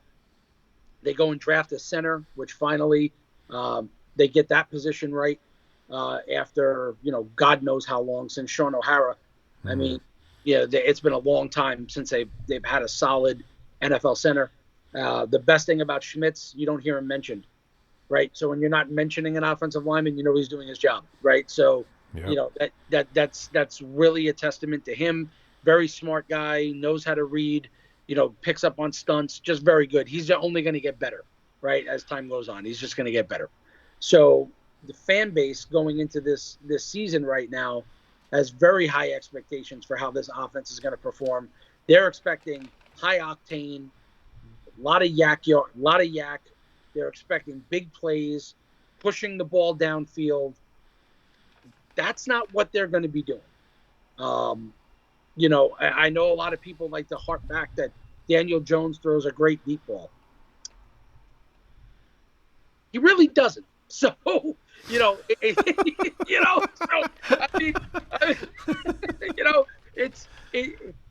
an okay deep ball. There's not much special to that deep ball. It's okay, right? So I think what you have to look for this offense this year, they're going to continue with the motion, right? We saw a lot of that last year, a lot of pre-snap motion, right? Jalen Hyatt cannot beat press man coverage. Okay, he physically is not capable of beating press man coverage. Jalen Hyatt needs as many free releases as you can humanly get him. He's going to line up in the slot a ton for this team because it's going to create opportunities for explosive plays. That is their best bet, right? Something the Giants were dead last in the league last year. Explosive plays. 100%. Like if you look even in the preseason, right? Like everyone harped on that play where he got behind Sauce Gardner, right? And it was like, oh, he beat Sauce, right? Why'd he beat Sauce? Because they ran him in motion. Sauce was playing off, and they gave him a free release because that motion created a free release. That's not to say that years from now Hyatt won't be able to beat press man coverage. Just right now, that's not his game, right?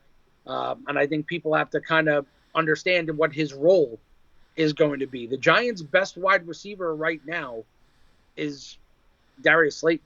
Slayton is the better route runner that they have right now. His hands could sometimes be like stone, but for the most part, Slayton is probably the better route runner.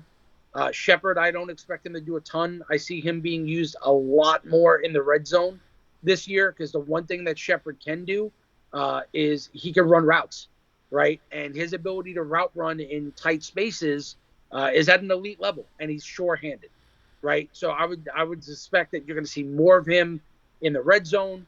Paris Campbell is going to fill more of that role where you're going to see a lot of like reverses to Campbell, a lot of jet sweeps to him with his speed, a lot of crossing routes. Like the Giants' offense is going to be built around motion to spread out the middle of the field to create easy reads and throws for Daniel Jones to get the ball to Paris Campbell, Jalen Hyatt, Wan'Dale Robinson, Darren Waller. Like that's the plan, right? So Waller having the ability to stretch the field and take a linebacker up or move the safety and draw that attention is just going to open the middle of the field.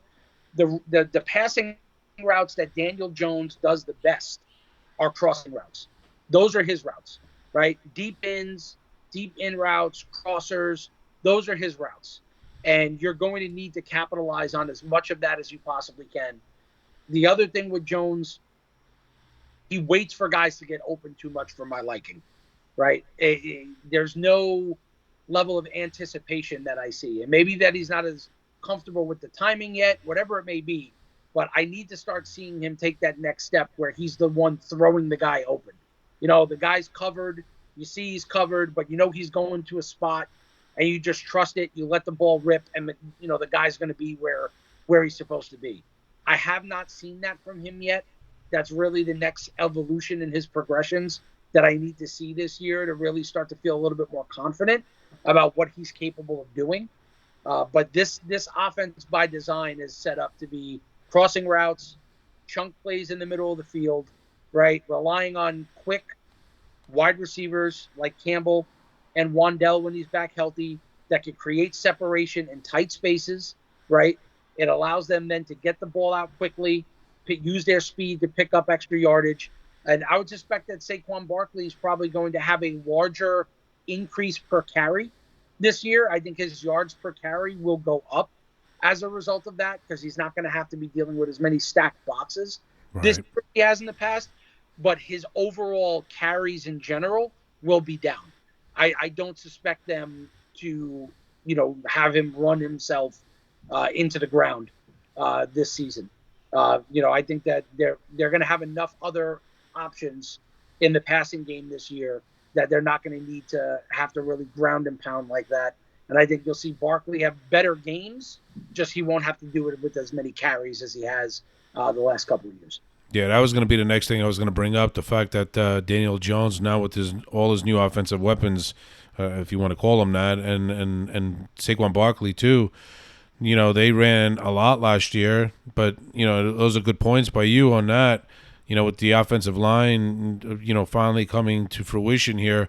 They're getting better and better with each season. Barkley is obviously going to have more room to run now that they're not going to be stacking the box. So I agree. I think Barkley is probably going to run maybe, 15 times a game, 16 times a game, and maybe not run 20, 25 times a game. He's probably going to see a lot more yardage in that sense. Maybe Daniel Jones won't have to, look for the open guy, not see the open guy and take off. Maybe he won't have 700 yards rushing. But obviously, assessments, by the way. I'm sorry? Vegas agrees with those assessments. If you look at the lines that were set for the Giants' offensive production this year, they have Daniel Jones over under at 500 yards for rushing. So they're not expecting him to repeat that. Last year, Jones averaged actually the same yards per carry he has his entire career. He just ran the ball double. Right. He had the most attempts of his career last year, which was essentially, hey, I don't see it, I'm tucking and running, right? You don't see it, don't force it, just run, right? And that's what he did last year. So you saw the same yards per carry, double the attempts, which led to the increase in rushing yards. You have to assume that with the additions on the wide receiving core, with Waller, with Barkley back now, Jones is not going to need to run anywhere nearly as much this year. Doesn't mean he won't run, but their expectation is very low in that regard. But the one area that really surprises me is the over-under on passing yards. They have Jones at 3,200 yards passing with all of this. So, that's why I keep trying to temper expectations a little bit for people. People think this offense is going to be super explosive and high scoring. That's not what they're going to be built around. It's going to be around getting explosive plays so that they can get into scoring position, but they need to average close to 25 points a game. Last year, the NFL was at its lowest points per game in a decade last year. And you could attribute that to a lot of teams running more cover two defenses. They adopted the Vic Fangio style of defense, and they were limiting those explosive plays, and you weren't getting those larger points scored, and I've had those conversations before where, for the Giants to be able to compete to win these games, the offense has to at least be average, right? And I said that last year. The only thing is that the year prior, they were only averaging about 17 points a game. So for a team to be a full touchdown better, 24 points per game, which is where the league was up until last year, usually 24.5 points per game. They needed to score a full touchdown more. They didn't have the ability to do that last year, right? Entering the season. What wasn't anticipated was that scoring was going to drop, right? So the Giants actually finished around 21 points per game, and that was the average scoring in the NFL last year, right? So that drop allowed them to be average. And the Giants defense was also average based on your point differential, like you brought up before. Like they basically were in some situations where, they allowed themselves to win a lot of one-score games last year. There were seven games, 7 games last year. They won by 7 points or less. Yeah. So when that type of stuff happens, the ball bounces in your favor a couple of times, right? You saw a lot of games last year where you saw some things pop up that kind of worked out in the Giants' favor. Lamar Jackson has a brain fart after a fumbled snap, right? Like you don't expect that to happen, right? And you end up winning that game, right? You have the game against the Jaguars last year where ETN fumbles on the 1 yard line about to go in, right? And then you end up getting a stand on the 1 yard line at the end of the game, despite the referees trying to give Jacksonville that game every which way they could. But, you start looking at those things, it's very difficult to replicate that. So this offense is going to need to score. I just don't know if the pieces are going to gel as quickly as fans are looking for them to gel right now. I just don't know if that's going to happen right off the bat. Yeah, I mean, the Giants were dead last in explosive plays last year. I'm not saying they need to get in the top 5, but I think they need to get at least in the middle of the pack in order to extend the field a little bit, set themselves up, because their offensive red zone efficiency last year was very good. I think it was like 6th or 7th in the league. That was very good. But it's getting to the red zone is what is where the trouble starts. It's getting there. Which is why they need those chunk plays. If you look last year, the majority of their explosive plays came in the run game. They didn't come through the air. Right. A lot of them were all of a sudden Barkley rips off a 40-yard run. Right. And flips the field, right? Because he had the ability to do that. You can't rely on that, right? Like it's not something that can be relied upon that's going to happen consistently, right? Which is why they finished dead last year in explosive plays. So the goal this year is I'm pretty confident if they get in the red zone, they're going to be able to get points, right? They just have to be able to pick up that chunk yardage in between the 20s where they could consistently move the ball, but it can't be a 9-play drive or a 10-play drive. That's not going to work, right? It's got to be 6-7 plays and you picked up your chunks and you're in a position to put 3 on the board at a minimum, right? And because the more plays you run, the more likely there is an error is going to happen, right? There's more likely going to be a penalty or another setback. So they really have to focus this year on picking up those chunk plays.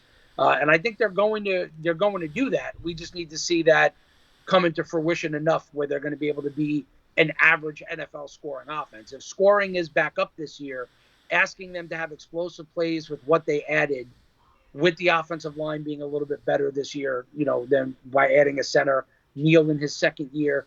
The expectation this year is that you should be able to still maintain being an average offense and scoring 24 points per game. And then, you got to, ball's going to bounce the way the ball's going to bounce, but you got to be there, and I think that they've done enough that they could get there, but I don't know necessarily how quickly it's going to transition for fans. I know people were hyped after that first preseason drive, though. Yeah, I'm sure. So we spoke about the Giants 9-7-1 record last year. They were 1-4-1 against their own division.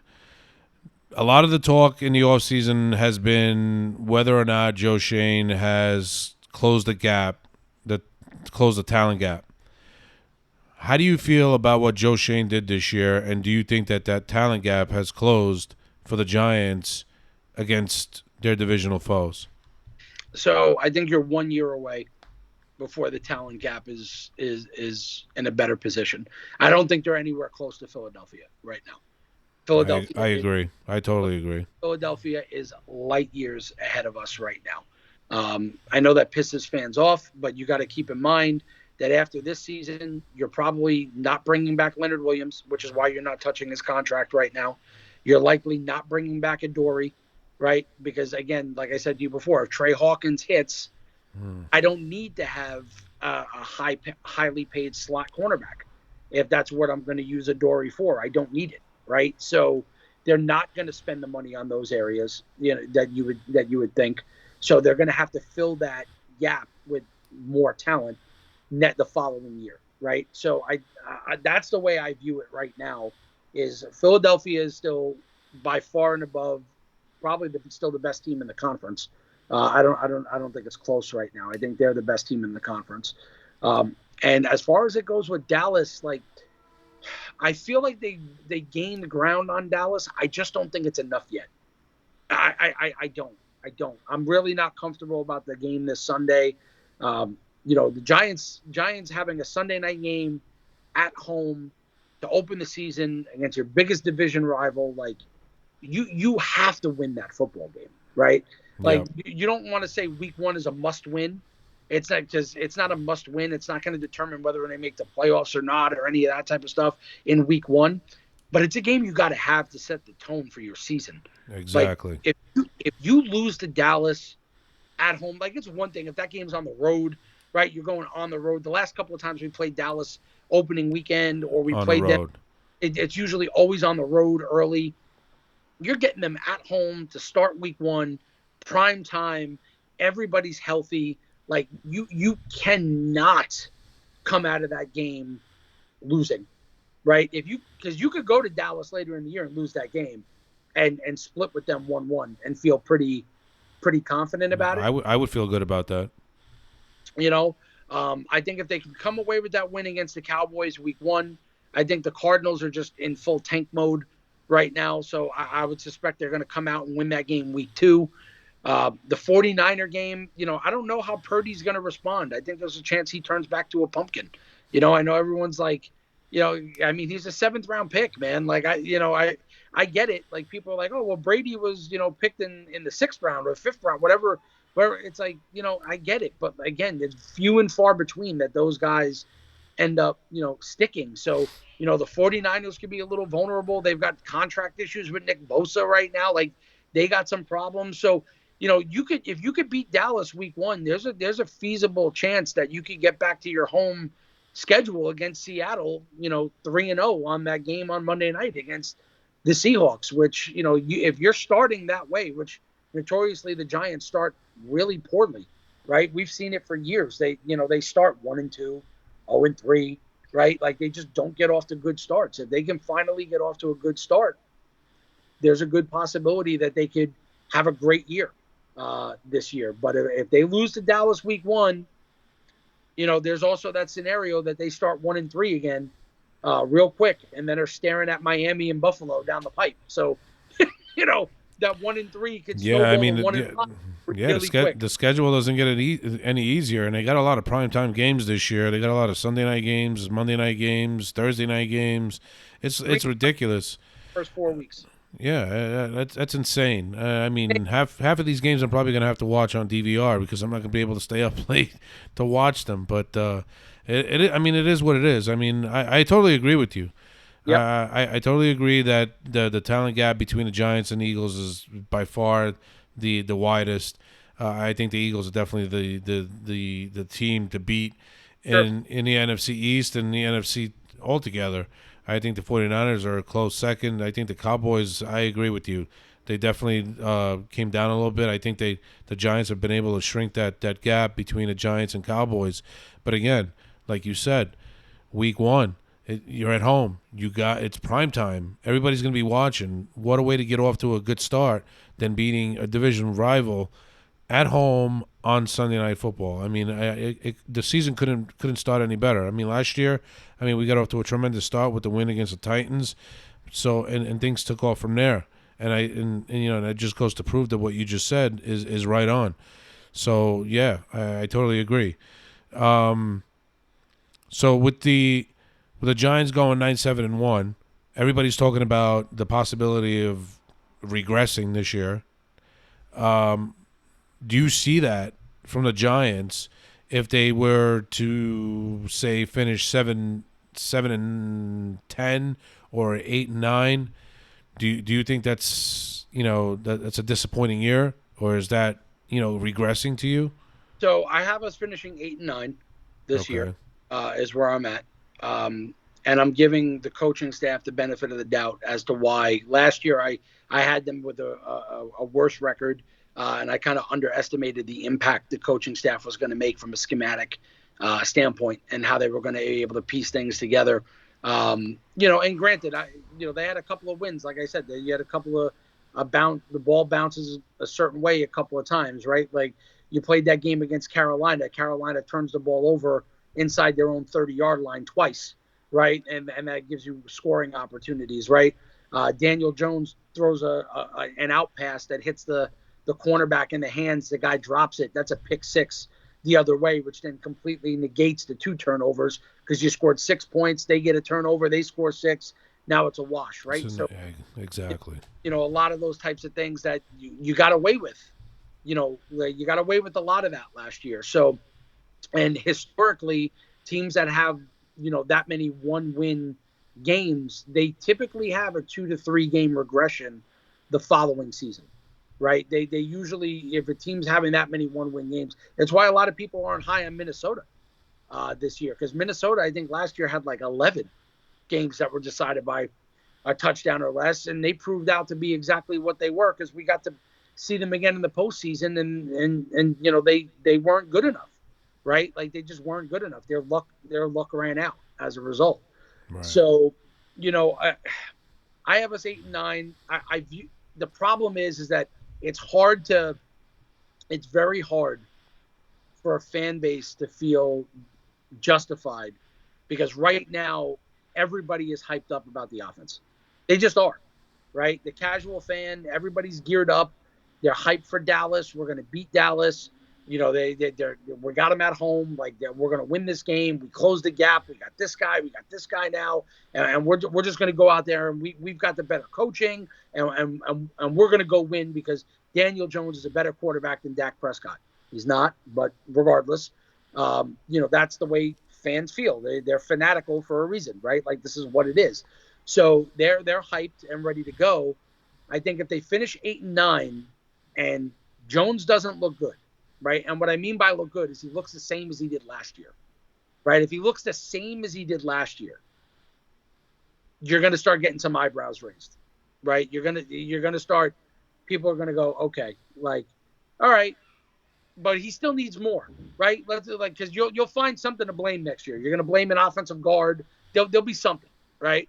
And you'll see that play itself out. And this is only if he doesn't make that next leap, right? Where people feel like he's in the top 10 echelon of quarterback, right? That you could talk about Daniel Jones in the same breath that you could talk about Joe Burrow, right? Like that's the fans' mindset. They think that he's gonna be that guy, right? They compare him to Jalen Hurts, right? They're gonna say Jones is better than Hurts. Once he has the weapons, he's better than Hurts is going to be.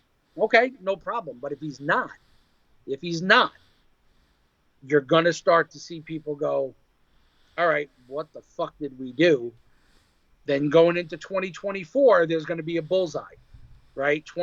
I've been circling 2024 for the last 2 years. That's the year. You can see it gearing up, right? You got 3 draft classes, 3 free agency periods, multiple additions, trades, everything to shape the roster as you need. If they regress this year, people will breathe because they made the playoffs last season. But going into 2024, that pressure is going to be ratcheted up on everybody. And if they don't find a way to start winning some division games, it's a problem. Because quite frankly, I think our roster is comparable to the Washington Commanders. A lot of Giant fans will look at the Commanders and, oh, they suck. Like, Commanders have an elite defensive unit. Right. They do. They have an elite defensive They do. No, I totally agree. Elite defensive unit. They've got a couple of good running backs. They don't have a Saquon Barkley, but they got 2 guys in Robinson and Gibson that are solid football players. The offensive line's got questions. So does ours, right? They've got good receivers down there with Dotson, and they've got Samuel, and they've got McLaurin. Like, they've got a good football team down there. If Sam Howell actually turns into something, the way Giant fans were talking about Daniel Jones turning into something, the Giants are going to have some problems. Like you can't be counting on beating Washington twice a year, every year, like it's a checkbox. At some Right. point, that team's going to come back and bite you. So you got to be prepared for that. So, I think 8-9 is where I have us. Could they finish 9-8? They could. We talked about this quite a bit, with some other guys lately. The Giants' goal as an organization is to emulate the Pittsburgh Steelers. That is what the New York Giants, that is what John Mara wants, right? He wants Joe Shane to be the GM here for the next 20 years, right? He's young. Yeah, he wants him here the next 20 years. He's going to want Brian Daboll to be a head coach as long as you're watching Mike Tomlin be the head coach for Pittsburgh, right? And Mike Tomlin in his career has never had a losing season. If you told John Mara that Brian Daboll will never have a losing season as a head coach, but he won't win a Super Bowl over the next 10 years, Mara's not going to complain about that. They're going to sign right up for that. Because the number one thing for the Giants organization is they don't want to be a laughing stock. Right. And McAdoo and Joe Judge, they've been a laughing stock, right? And they've been everybody's doormat, and they've been getting kicked on and laughed at, and and all that other stuff. So their first thing is getting back to respectability. So them winning that playoff game last year was big. We'll talk about this later on as the year progresses, but my inside joke is that they've secretly been pining for Arch Manning since 2015.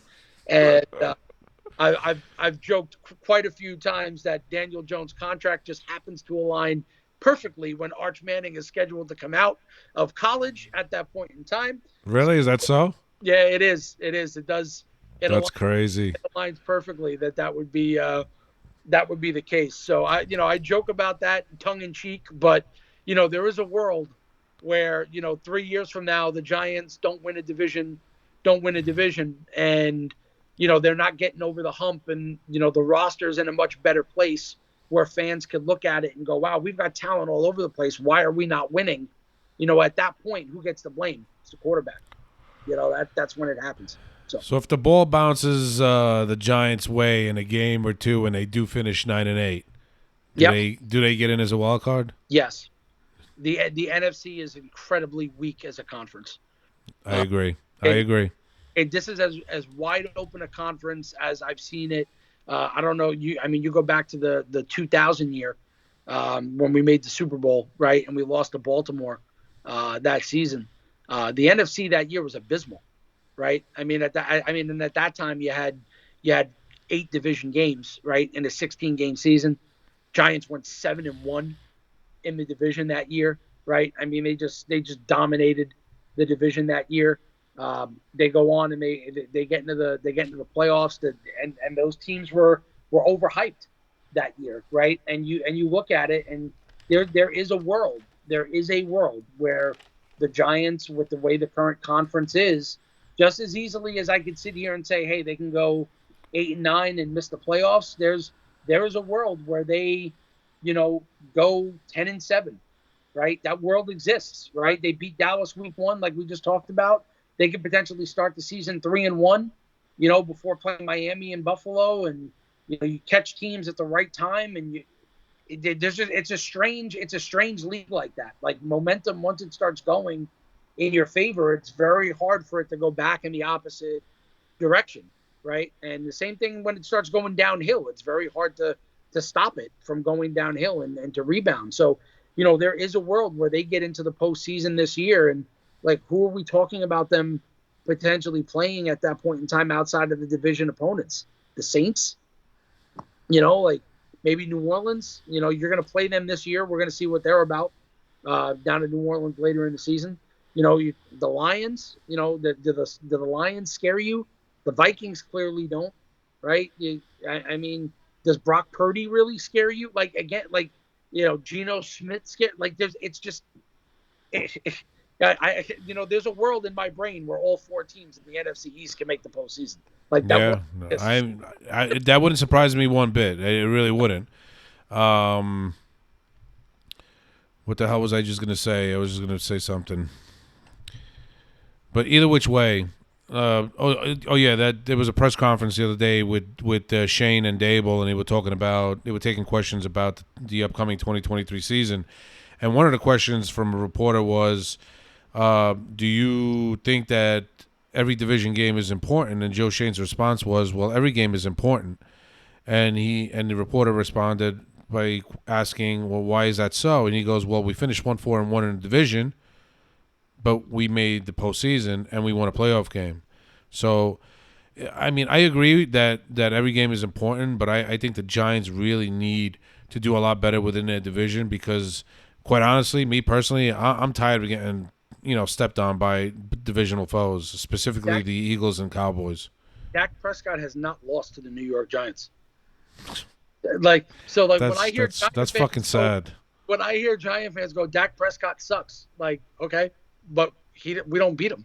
So like, how could I sit here and badmouth the guy? Like, I don't think he's a great quarterback by any stretch either. But he's beaten us every time he's taken the field, right? Like, so I can't sit here and be like, oh well, he's garbage. Like we should just easily beat the Cowboys because Dak sucks. Like, Dak wins. He beats us consistently, right?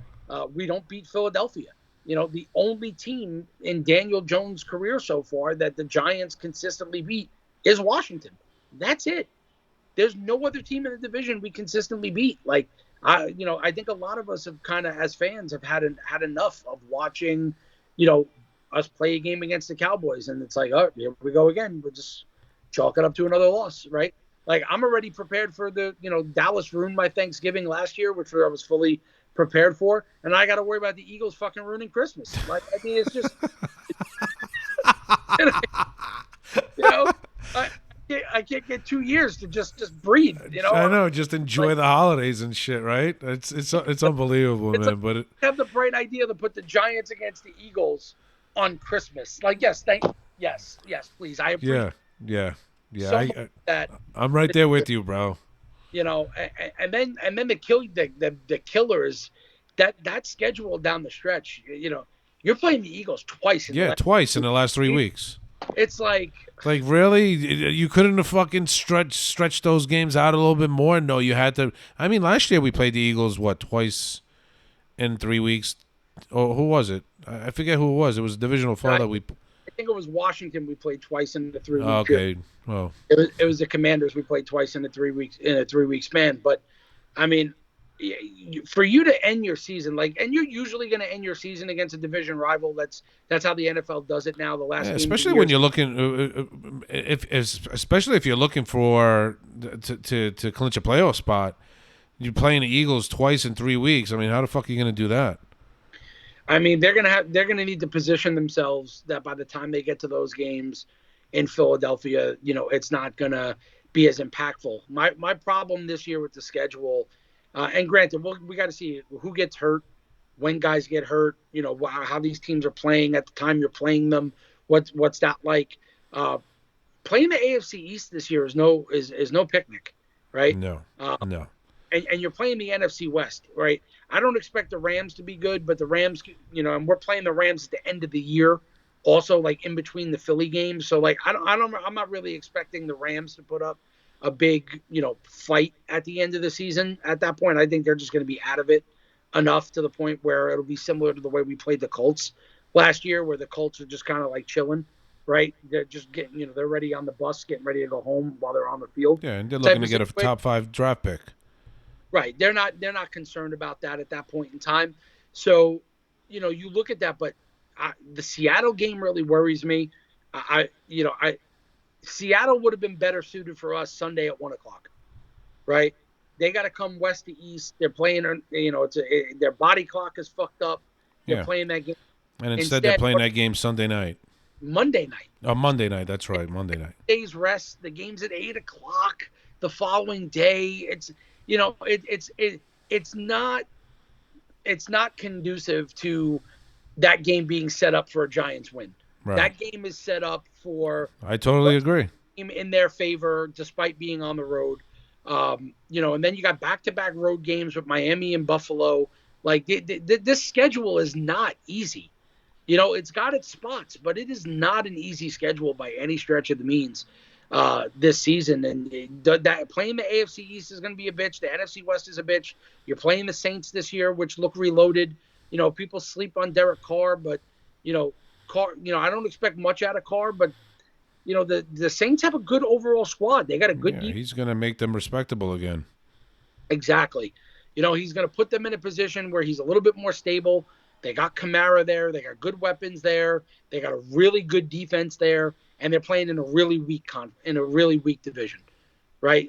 That's it, right? So you look at that. The schedule is going to be rough this year, more favorable in 2024, and I keep saying that, which is why I keep circling 2024. 2024 is really the year for the Giants where they need to be upon arrival. It would be Dable's third year as head coach, Jones' third year in the system, another year of bringing in players to round out your depth and your top tier talent. If you don't make headway into 2024, we've got problems, right? I could deal with 8-9 this year if they split with Dallas and Philly. You go 8-9 this year and you beat Dallas and Philly legitimately, not I'll take it. Not Philly at the end of the season when they're resting starters and you find a way to win again. I mean, legitimate wins. You beat Philly on Christmas Day. You beat Dallas at home to start week 1. Even if you split with Washington, if you could find a way to go 3-3 in the division, I could sit there and go, okay, I'm confident enough next year that if we add a couple of more pieces, we're ready to compete with these guys and really have an opportunity to win the division. That's what week 1 represents this week on Sunday night. That's what it represents. It's have you taken the next step in the evolution of your franchise's direction where you could beat your division rival at home and then set yourself up where, you're no longer looked at by them as a doormat, that it's just a check in the box. Even Washington beat Philly last year, right? Like there's got to come a time you start winning these games. Without a doubt. No doubt I agree with you, Mike. Mike, thanks so much for coming on with me. I appreciate it. I hope we can do this more often. Yep. Maybe we can get together after the week 1 game, probably maybe Tuesday or Wednesday, whichever night is good for you. And we'll talk New York Giants football then. Until the next time. Appreciate it, man. Thank you, brother. Have a good night. Bye-bye. Take it easy. Bye.